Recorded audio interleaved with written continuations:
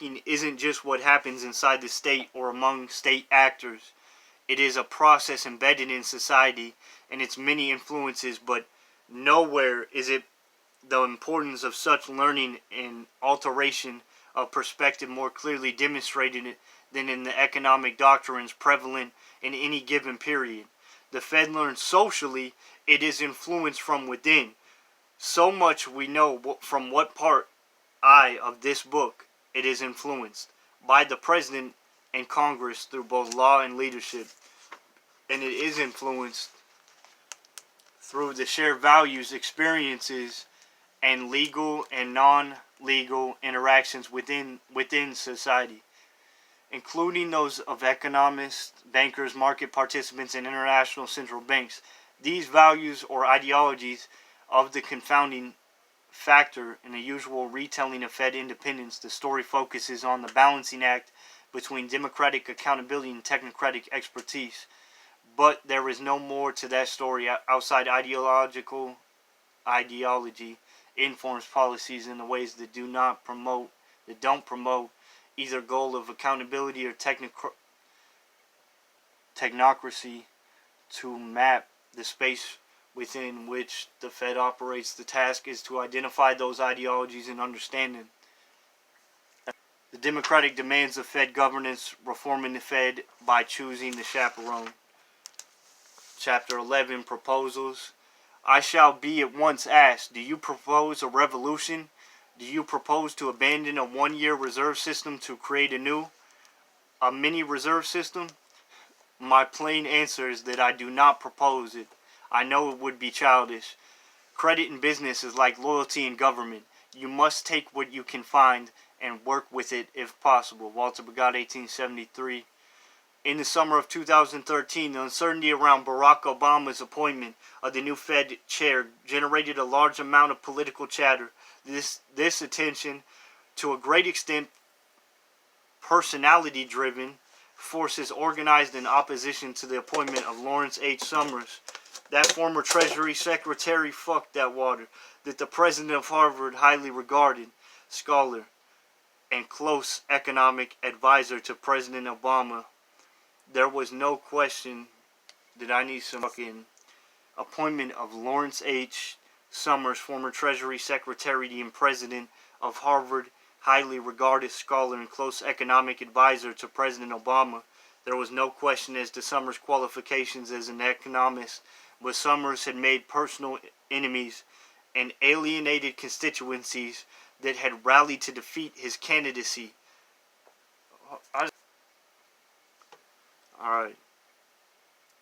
The alternative was Janet Yellen herself, an eminently qualified candidate who had served 3 times on the Federal Open Market Committee, including as the vice chair of the Board of Governors at the time her candidacy was debated.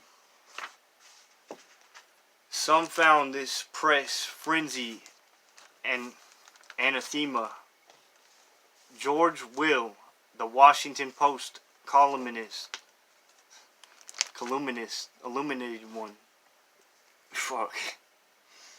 He wrote the campaigning by several constituencies,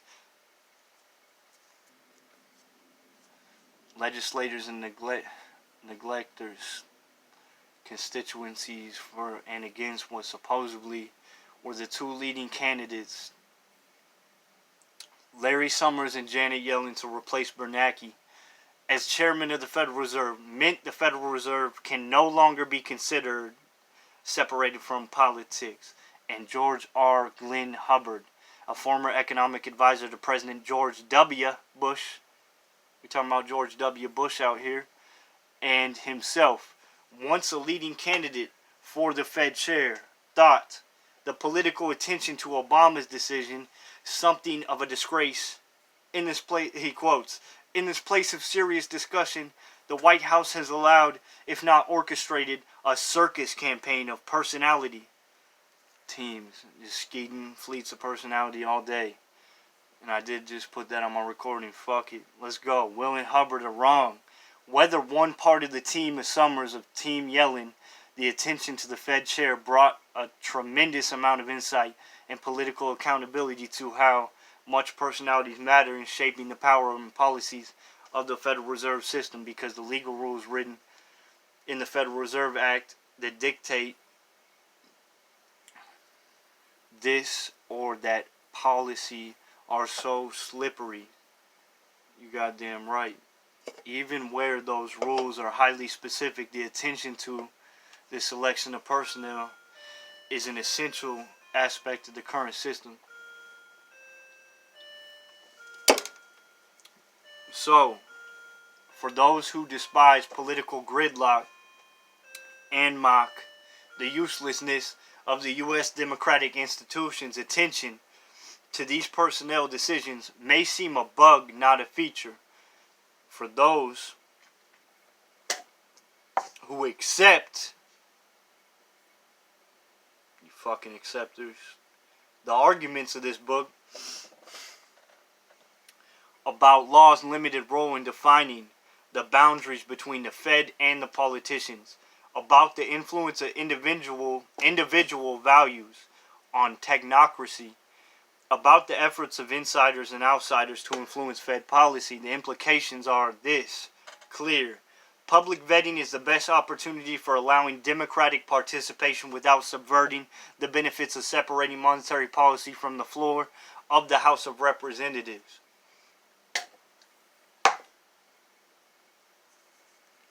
So y'all get it. Those who doubt the importance of focusing on personnel within the Federal Reserve are also wrong for another reason. Once we accept that there is a role to play for government in implementing policies that redound to social good, and sometimes contested proposition, but one that enjoys widespread support, we face an unavoidable decision. Who gets to implement those policies? While this book has not presented a formal theory of political appointments, the arguments presented here support a view that focuses on answering the who question. In institutional design, not only are personnel considerations essential in their own right, they are in some ways more important in striking detailed political bargains that dictate specific policy outcomes.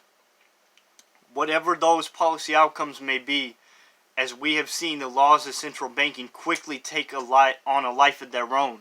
It is better then to focus the institutional reform efforts on ensuring that we know who is pulling which levers on Fed power and when. In other words, the focus should be on governance, not micromanagement. People, not policies. Whatever. You know what I'm saying? The kind of attention of institutional governance may be important as a general matter, but it is essential to effective public oversight at the Federal Reserve. As we have seen, this jumble to different functions that Congress has given to the Federal Reserve over the course of a century has undermined the efficiency of the appointment process. It is hard to know much about the appointee when we do not understand the function of what the appointment.